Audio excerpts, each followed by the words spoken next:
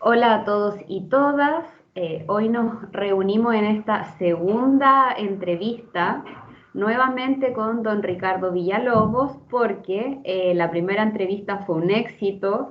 Recibimos muchos comentarios, opiniones y preguntas en relación a las distintas actividades que conforman la evaluación docente.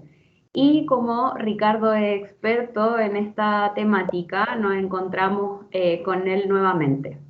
Recordar que Ricardo es profesor de matemáticas, pertenece a la red de maestros de maestros y ha trabajado con nosotros durante varios años como asesor educativo y que actualmente ejerce el cargo de coordinador de educación general básica en la Secretaría Ministerial de Educación en la región de Valparaíso.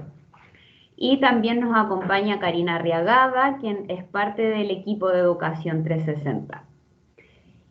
Como ya les adelanté, la temática entonces a abordar sería la evaluación docente, pero vamos a hacer un recorrido junto a Ricardo en aspectos más específicos que puedan responder sus preguntas en relación a la entrevista anterior.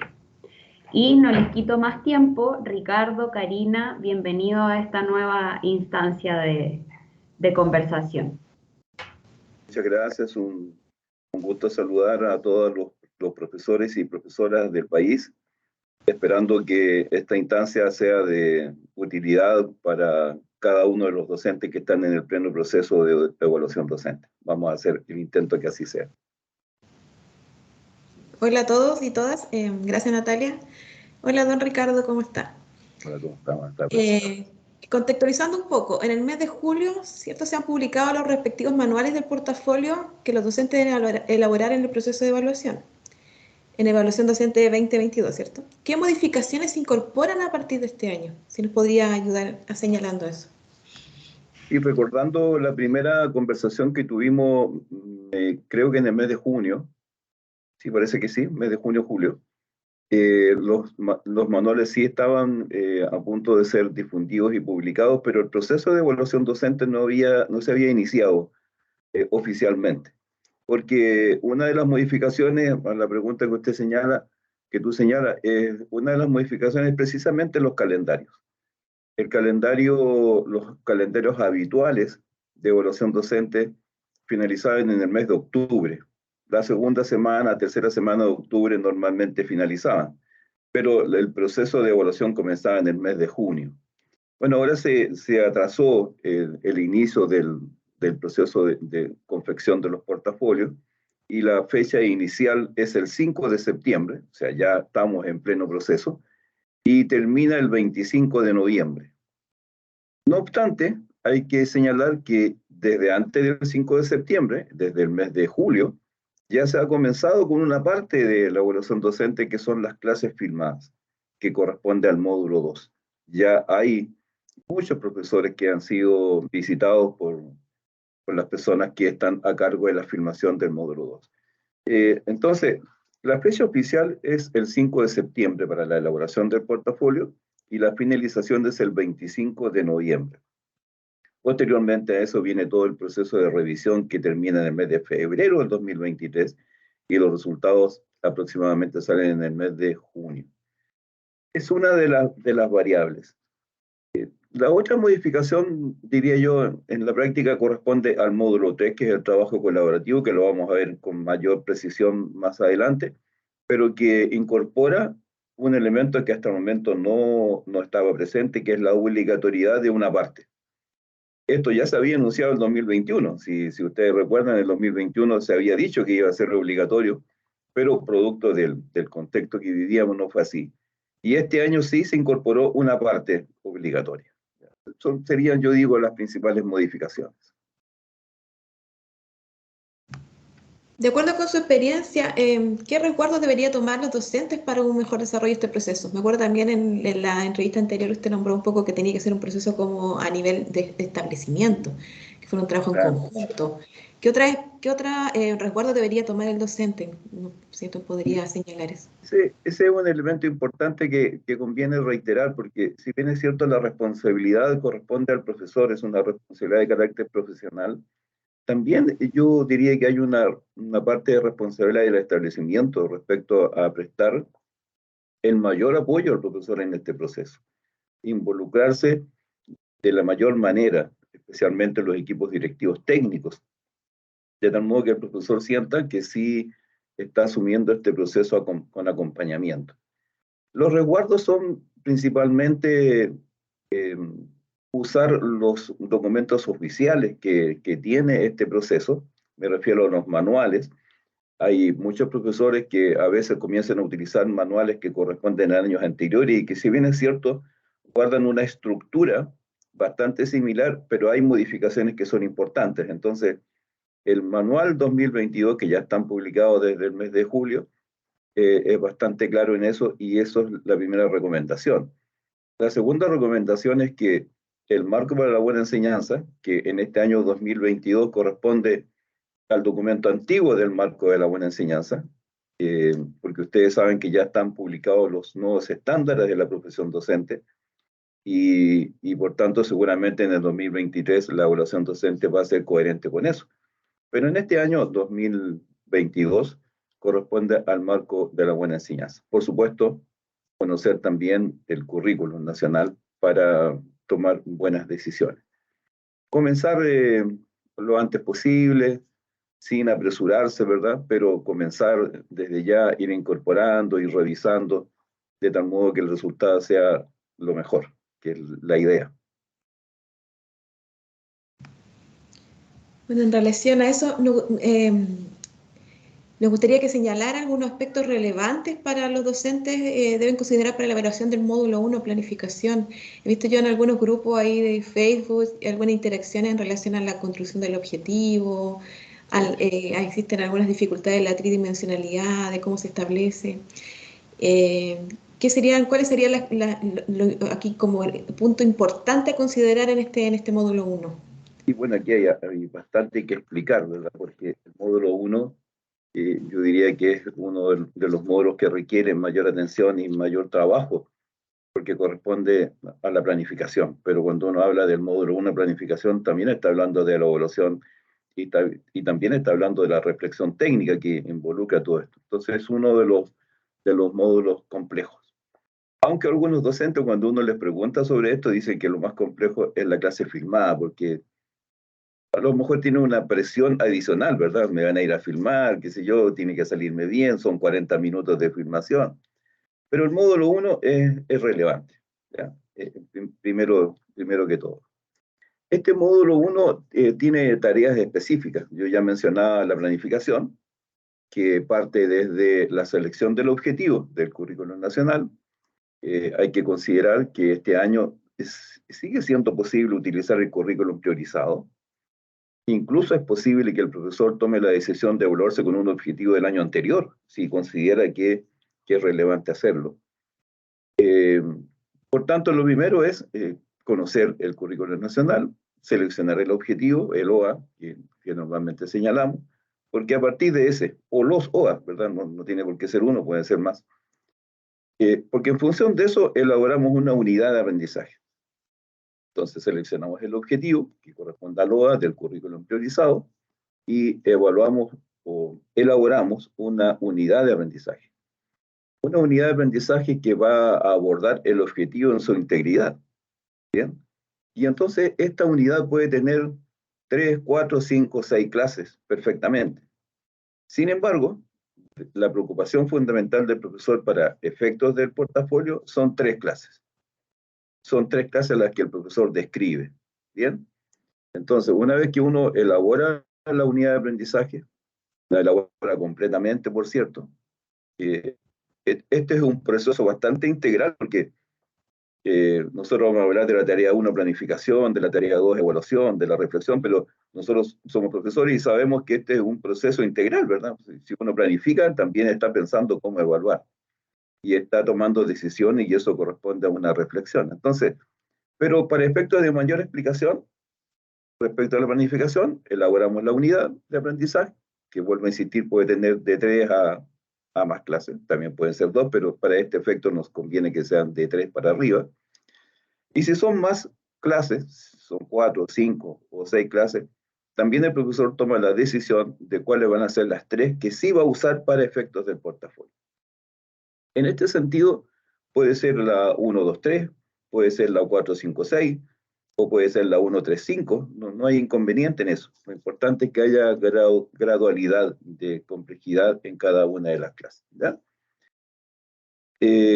Bueno, por cierto, que el OA que seleccionó el profesor va a originar objetivos, que podemos llamar objetivos específicos, ¿verdad?, para ir abordando en cada una de las clases. Entonces, estos objetivos tienen que tener ciertas características mínimas establecidas, como por ejemplo las que usted señalaba, ¿verdad? Es la habilidad que se pone en verbo infinitivo, como aplicar, desarrollar, analizar, etcétera, comparar. Después está el contenido, ¿bien? Comparar ámbitos numéricos, etcétera, o comparar monedas de distintos países. Y procedimientos, ¿mediante qué?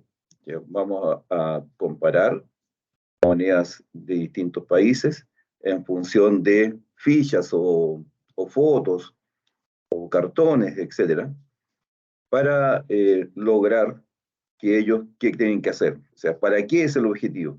El objetivo tiene que tener un propósito y es para que resuelvan problemas, por ejemplo.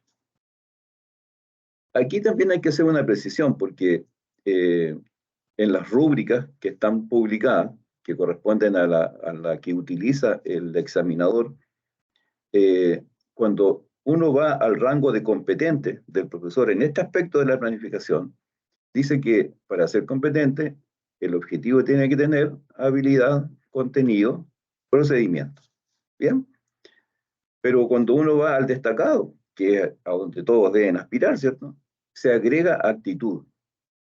Y entonces, ojo con eso, ¿verdad? Porque uno tiene que ir incorporando todos los elementos. La actitud, si nos remontamos al ejemplo que yo daba, van a resolver problemas y van a trabajar de modo colaborativo, respetando las opiniones del otro. Vamos a tener un trabajo ordenado, sistemático, etcétera. Todo lo actitudinal también tiene que ir unido ahí. Eso respecto a la planificación. En la descripción de estas 3 clases, que es la base de la tarea 1, el profesor tiene que ir explicando desde el inicio al cierre de la clase cada uno de los aspectos que sucedieron en la clase. Tiene que hacer mención de las instrucciones, de las explicaciones, de los recursos que utilizó, la respuesta de los alumnos, cuál fue la reacción suya respecto a eso. Entonces hay que hacer ahí una descripción bastante completa. Tengo entendido que cada uno de esas descripciones tienen 3.200 caracteres que corresponde aproximadamente a una página y media. Eso respecto a planificación, esa es la tarea 1. ¿Bien? Después viene la tarea 2, que es la evaluación, que vuelvo a insistir, tendría que estar incorporada en la planificación, pues, obviamente. Esta planificación tiene que ser coherente con los objetivos que se propuso, tiene que ser coherente también en el diseño, ¿verdad? Porque si estamos hablando de resolver problemas, obviamente la evaluación tendrá que ser resolución de problemas. No podríamos dar operaciones en que se privilegien solo los mecanismos o algoritmos. Entonces tiene que haber ahí mucha coherencia. También se elaboran las pautas de corrección. Bien, entonces todo eso se sube la prueba, se sube la ficha, se sube la clave de respuesta, ¿ya? Pero también existe la posibilidad que el profesor evalúe mediante desempeño, porque si vamos a confeccionar, por ejemplo, un mapa físico de Chile, entonces no vamos a poder medirlo en función de una prueba escrita, ¿sí? Tenemos que hacerlo con un producto, que seguramente va a ser colorear o recortar o formar un mapa físico de Chile. Y en ese sentido, entonces, se sube una descripción del instrumento, pero además se sube una rúbrica, porque los desempeños se evalúan en rúbrica. También podría ser una lista de cotejo, una escala de verificación, etcétera, etcétera, ¿ya? Bueno, cada uno de estos elementos están en la plataforma. Cuando el profesor abre su portafolio donde va a ir incorporando todos estos elementos, está bastante claro señalar que tiene que ir completando en cada uno de los casos. Dentro de esta parte de la evaluación, hay también análisis y uso de los resultados, porque obviamente es muy relevante que el profesor no tan solo evalúe, sino que también interprete los datos que la evaluación le arroja. Entonces ellos tienen que hacer un análisis y concluir respecto a los resultados y qué estrategia utilizó para orientar mejor estos resultados. Y finalmente en el módulo 1 viene la reflexión. La reflexión respecto a las decisiones que tomó, decisiones pedagógicas obviamente, y ahí tiene que haber mucha coherencia con el producto A1, que son las características de sus estudiantes. Yo ahí pondría énfasis. Yo incluso en algunos profesores que consultan, yo le digo, comience por eso. Comience describiendo sus alumnos, porque esta descripción de los alumnos va a orientar la confección de los objetivos, va a orientar el tipo de actividades que va a realizar, porque tiene que haber mucha coherencia en cómo son sus alumnos y cómo el profesor hace su clase. Si son alumnos visuales, por cierto, entonces tendrá que tener elementos que se desarrollen en ese aspecto. Y después viene uso del error. Se le pide al profesor que describa cómo detectó errores en el proceso de aprendizaje y cómo los abordó. Entonces ahí hay una descripción muy técnica, tiene que ser con muchos argumentos técnicos que permitan justificar cada uno de los aspectos que tiene este módulo 1 de planificación. Pero es planificación, evaluación y reflexión. Me extendí un poco, parece, pero que este No, módulo completo, está sí. para eso. Sí, sí, lo importante aquí es la coherencia en relación a la planificación y la evaluación. Y del uso del error hay varios documentos también del ministerio que se pueden Exacto. ahí leer, importante. Y en Y el de uso del cada error. uno, sí, exactamente, tiene mucha razón. Y en cada uno de estos elementos hay ejemplos concretos, hay Sí, pequeños videos, hay exposiciones también que ha hecho personal especializado del CPIP en cada uno de estos aspectos. Entonces los profesores tienen que darse el tiempo de ir revisando esto. sí, en Y CPP ojalá también ahí lo coman. Sí, hay material sobre la reflexión pedagógica, porque le dan alto exacto, énfasis y el ministerio está dando mucho énfasis a lo de reflexión pedagógica exactamente. como una instancia importante dentro de la práctica pedagógica. Así es. Bueno, pasando al módulo 2, que es la clase grabada, que es como un aspecto que tensiona mucho a los docentes. Es como el momento como más complejo para algunos. ¿Nos podría entregar algunas sugerencias para dar tranquilidad a los profesores y profesoras que están en este proceso? Sí, vamos a partir de algunos ejemplos más bien concretos, prácticos, antes de entrar al módulo mismo. Primero, yo sugiero siempre que los alumnos sepan que van a ser grabados. Entonces hay que explicarles antes, con tiempo, que va a haber una persona, un funcionario del Ministerio de Educación que vaya a filmarlos.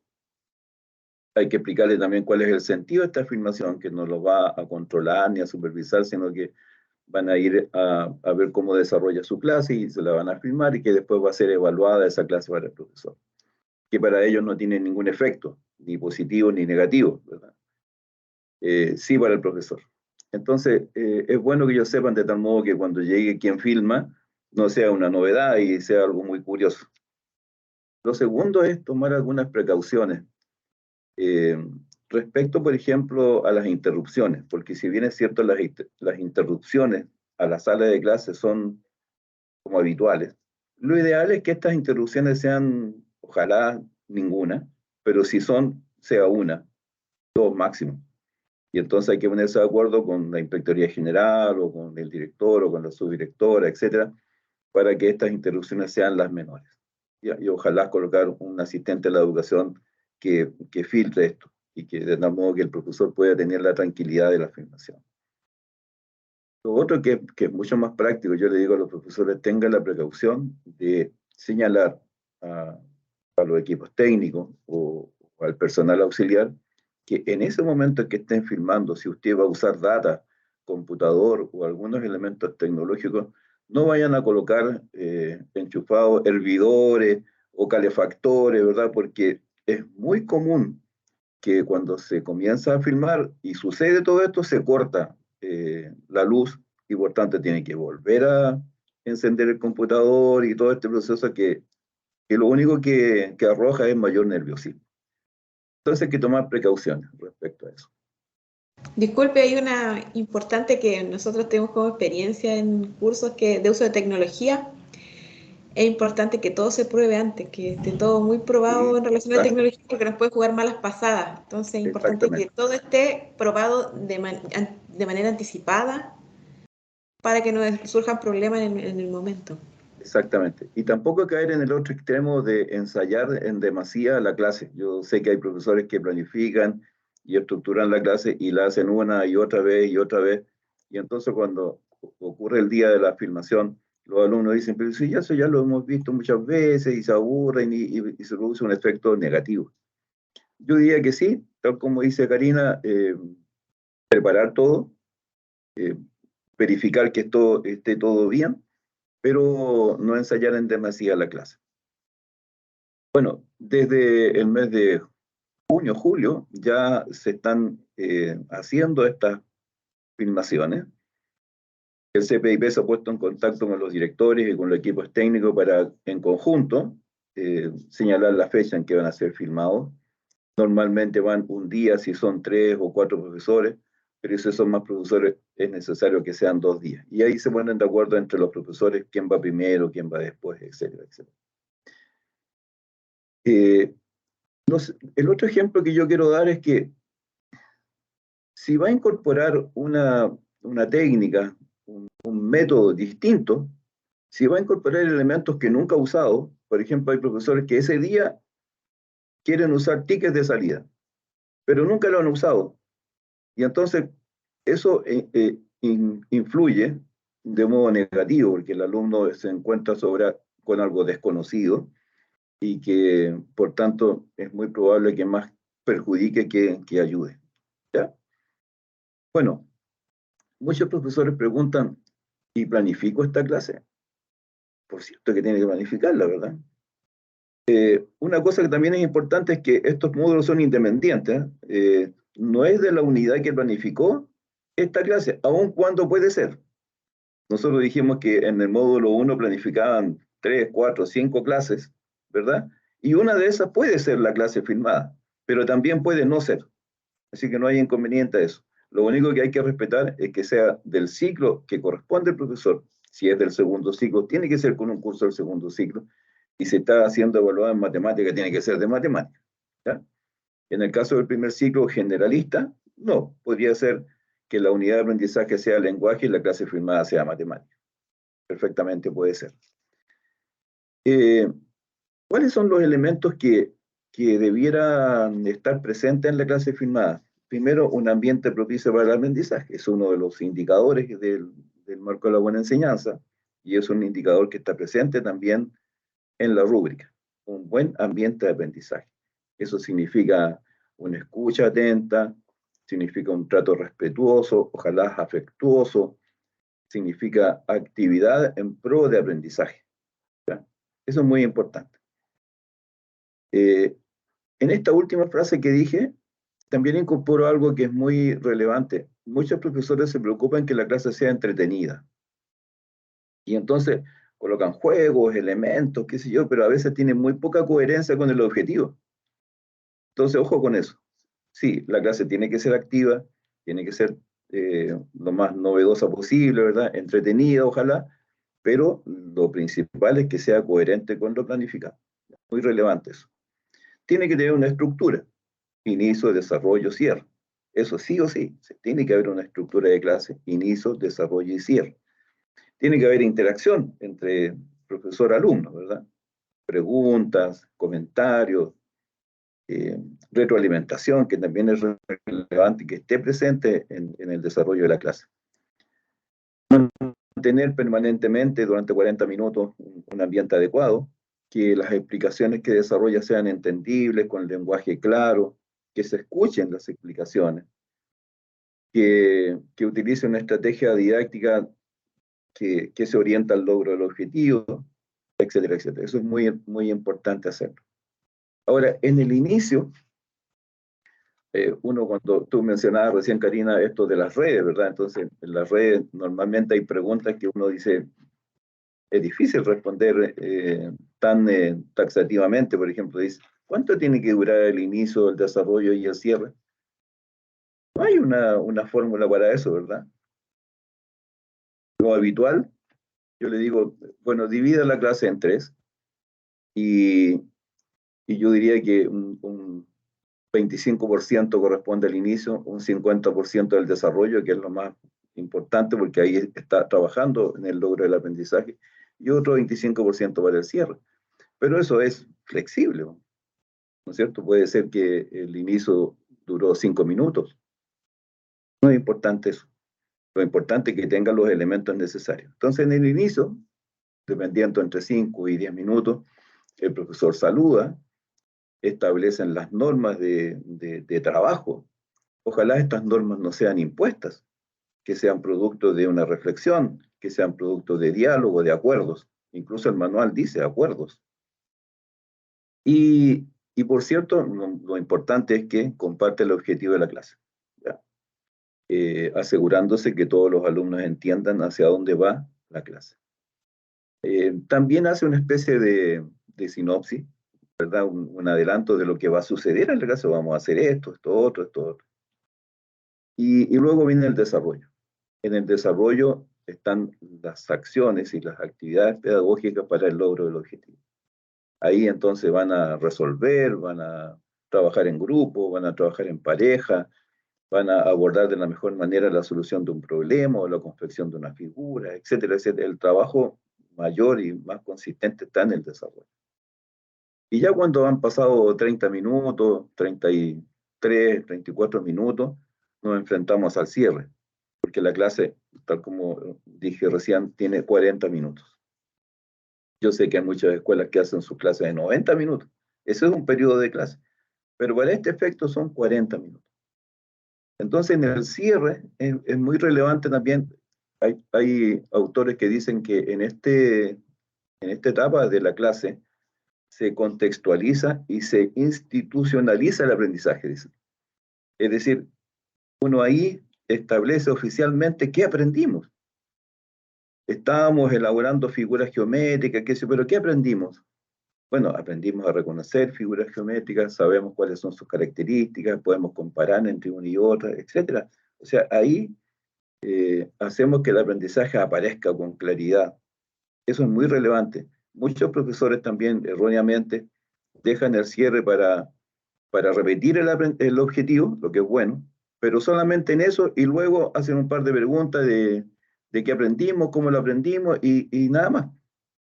No, hay que hacer hincapié en qué aprendimos, o sea, qué fue lo que hicimos, de tal modo que no tan solo recordemos el objetivo, sino que qué aprendimos, cómo lo hicimos, para qué nos sirve lo que aprendimos.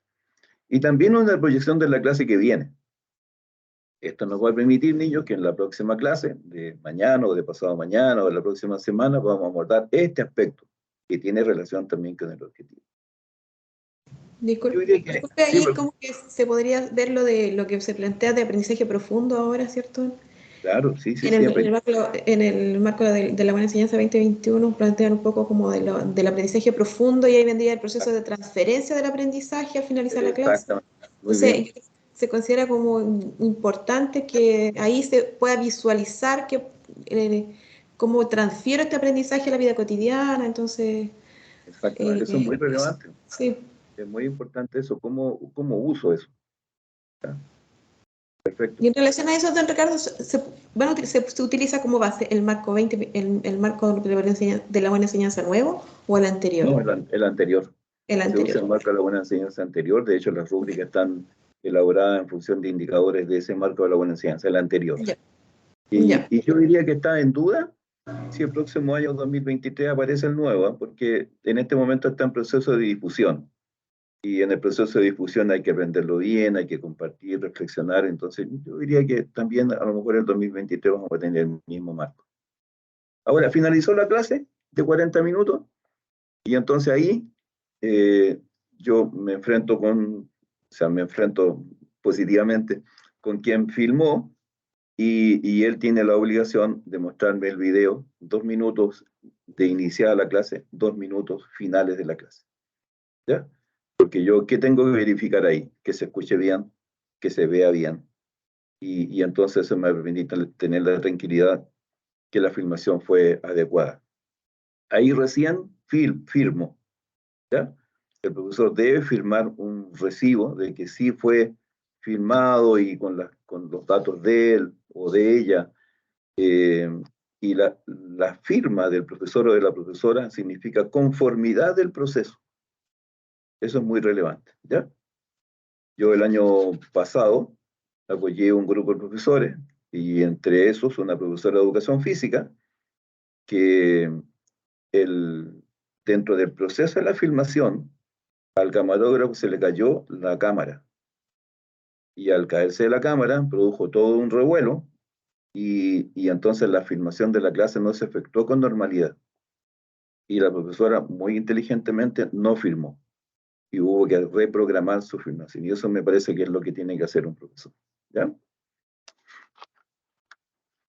Ese es un dato, yo creo, muy, muy, muy relevante desde Sí, lo práctico, Ricardo. exacto, sí, exactamente, hay que tomar todas esas precauciones, igual que la revisión de los datos, tiene que revisar que su root esté correctamente escrito, que su nombre esté correctamente escrito, que el ciclo al cual, donde está siendo filmado y la asignatura y el curso estén correctamente escritos. Es muy importante eso. Bueno, en relación al módulo 3, denominado trabajo colaborativo, se han incorporado algunas modificaciones que usted señaló en la primera pregunta. ¿Podemos explicar a los docentes cómo se puede abordar este proceso con mayor éxito, ya que es algo nuevo incorporado? ¿Si podríamos brindar esa información?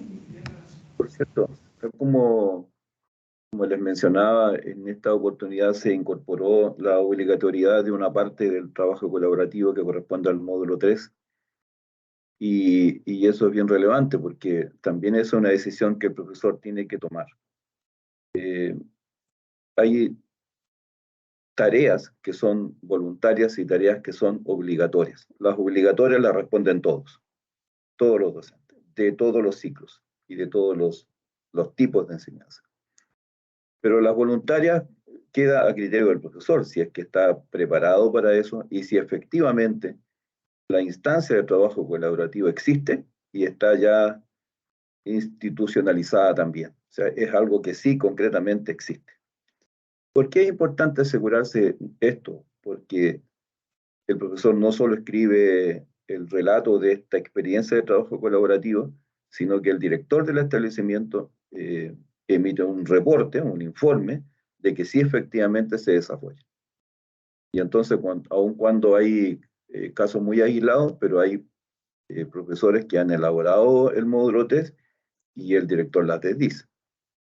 Entonces ahí actúa en contra de esa situación, así que hay que tener mucho cuidado. Ojalá el director esté en pleno conocimiento de este trabajo colaborativo que desarrolla el profesor. Ustedes saben que estamos apuntando a que cada uno de los establecimientos conformen una comunidad de aprendizaje interprofesional. Y en la primera conversación que tuvimos hace algunos meses, hacíamos hincapié en eso, que las instituciones educativas tienen que transformarse en una comunidad de aprendizaje, porque todos aprendemos del otro. Todos tenemos algo que entregar y podemos aportar al otro. Y entonces en ese proceso, claro, es un proceso lento. Cada vez son más los colegios que han ido incorporando esta práctica, pero aún quedan muchos que o no lo han hecho o están muy parcialmente desarrollándolo. Entonces, hay dos secciones que corresponden a las preguntas obligatorias y las preguntas voluntarias. Si el profesor tiene la certeza que el trabajo colaborativo existe, bueno, perfecto, lo hacemos, no hay ningún problema, ¿ya? Y comenzamos a redactar de la mejor manera. La ventaja está en que cuando el profesor decide que las acciones voluntarias las va a describir, estas tareas voluntarias las describe, solo van a influir positivamente si es que están bien elaboradas. O sea, no inciden en el resultado si es que están mal elaboradas y no corresponde a lo que se espera en la rúbrica, no le resta puntaje ni nada de eso, sino que solamente va a intervenir si, si están bien hechas. Y eso entonces va a significar un mayor puntaje. En las obligatorias no. En las obligatorias todos responden y por cierto van a ser revisadas y se les va a asignar un puntaje respecto a eso. Por ejemplo, en el nivel A que está señalado ahí el origen y cómo se implementó este trabajo colaborativo, hay 2 tareas que son obligatorias y 2 tareas que son voluntarias. ¿Cuáles son las obligatorias? La relevancia del problema, porque para iniciar un trabajo colaborativo tiene que haber un análisis de un problema, ¿cierto? Por ejemplo, hay un problema de base matemática. Los alumnos no manejan adecuadamente los ámbitos numéricos respectivos de cada curso. Y entonces se juntan los profesores, que no tan solo pueden ser profesores de matemática, puede ser también el del lenguaje, puede ser el de artes, puede ir la jefa técnica, puede ir también el profesor de educación diferencial, que participan en estos grupos también de buena manera, puede ir el psicólogo, fonoaudiólogo, etc. Según el instructivo, debiera haber 2 profesores a lo menos. Yo sugeriría que mínimo 3, pero el manual dice 2. Entonces podría hacer un trabajo con 2 profesores. Entonces, se detecta el problema, como el que yo señalaba recién de los ámbitos numéricos, y luego se resuelve cómo se va a implementar. ¿Qué vamos a hacer para esto? Bueno, el profesor dice, podríamos elaborar material en conjunto, y preparar materiales no tan solo en cartulina o con algunos otros elementos, sino que podemos utilizar guías, videos, etcétera, etcétera, y entonces van trabajando en función de eso. Y nos vamos a reunir semanalmente o cada 10 días, y en cada una de las sesiones vamos a elaborar un acta, una hoja de firma, para que haya quedando evidencia de esto. Porque si no hay evidencia, ¿cómo justifico esto yo frente al director? Por supuesto que cada uno de los elementos que vamos desarrollando se lo vamos mostrando al director. Ojalá él participe también de alguna instancia. Sé que es un poco más complejo, pero es posible hacerlo. ¿Cuál es la otra actividad obligatoria en la sección A? La reflexión conjunta. ¿Ya?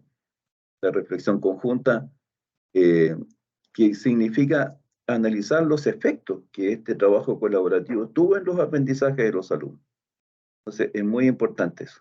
¿Y cuáles son las voluntarias? Reflexión sobre el problema, la reflexión sobre el problema, y también la voluntaria es seguimiento del trabajo colaborativo. Eso es voluntario.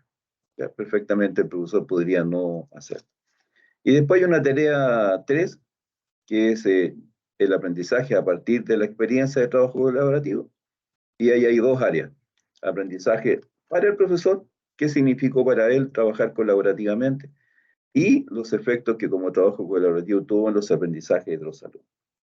Finalmente, en la C, que también es voluntario, la evaluación en la forma de trabajo. O sea, hay que evaluar cuáles fueron los pros y los contras de esta instancia de trabajo colaborativo, cuáles fueron las dificultades que tuvieron que abordar, cómo lo solucionaron y qué fue lo mejor que sucedió en toda esta experiencia.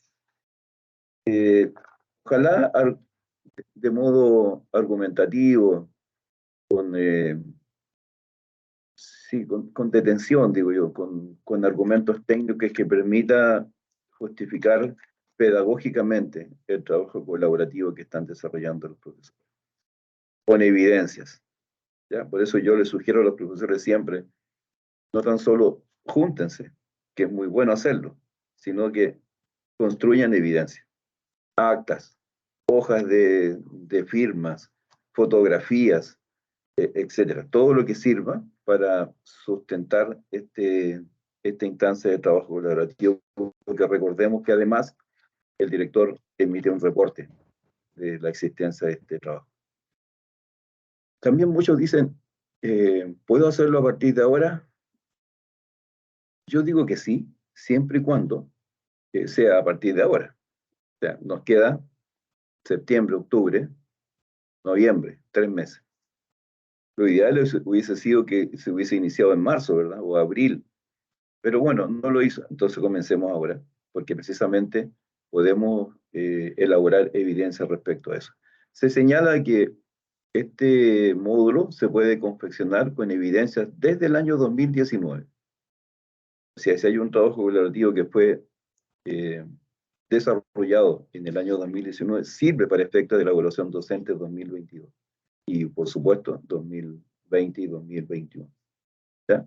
Pero si no lo tienen, bueno, entonces es el momento de comenzar. A lo mejor los profesores van a dar inicio a este proceso de establecer una comunidad de aprendizaje a partir de ahora. Y eso es muy relevante y muy importante.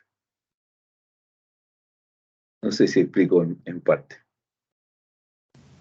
Sí, quedó súper claro el proceso. Bueno, importante los comentarios que ha dado para seguir adelante con este proceso que, como decíamos en la entrevista anterior, es complejo para los docentes. Sí. Plantea como mucho nerviosismo. Hay una presión, ¿verdad? Sí. El profesor, porque conversábamos la primera vez que conversamos que esto también involucra un aspecto económico, ¿verdad? Hay una asignación de tramo que tiene también aumentos de sueldo o estancamiento.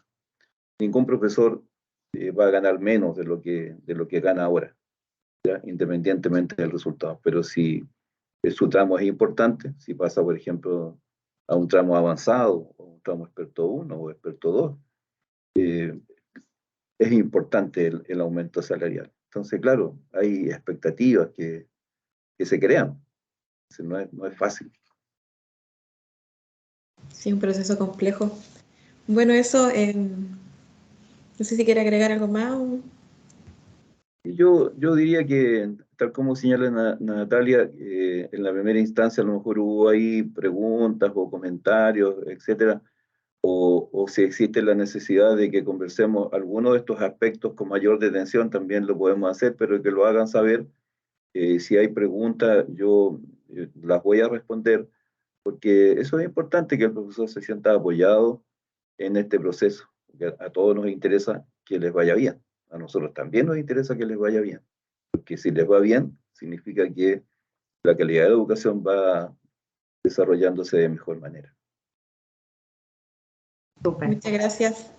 Bueno, Ricardo, después de esa invitación no hay mucho más que agregar, solo agradecerle por la instancia, por compartir nuevamente sus conocimientos y esperamos entonces que el público nos haga llegar sus comentarios, sus sugerencias para seguir con ya la tercera entrevista y ir viendo cuál sería la temática a abordar.